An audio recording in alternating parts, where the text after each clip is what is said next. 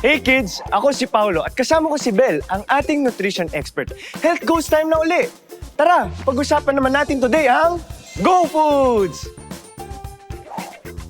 Oh, Paulo, mukhang galing ka sa practice ah. Yup, gusto kong gumaling tulad na idol ko eh. Parang ang pagod na pagod ka. Baka naman hindi ka kumain ng sapat na Go Foods. Alam mo, Paulo, kailangan mo ng Go Foods to have energy. Kaya nga sila tinatawag na energy-giving foods eh. Talaga?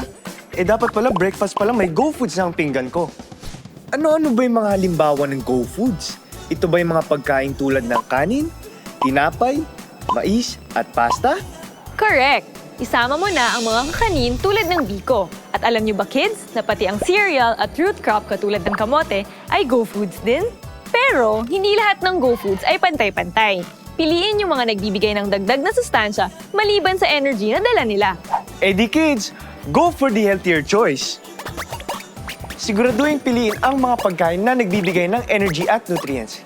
Halimbawa, go for Kamote Q, na may iba pang nutrients tulad ng vitamin A for good eyesight. Isa pa, imbes na cookies o cake na energy-rich lang, go for suman or nilagang mais na may energy plus ibang nutrients. Mas nakakabusog na, mayaman pa sa sustansya. Kids, for our new health goal, piliin ang mga Go Foods na nagbibigay ng energy at nutrients. Higit sa energy lamang. Para hindi manghina sa klase at iba pang activities, dapat may sapat na Go Foods kada meal.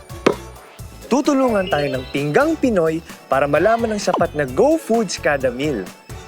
Before we go, sa muling paalala na piliin ang mas masustansya at balanced snack pag uwi galing eskwela, okay? O paano kids? Kita-kits next episode. Bye-bye!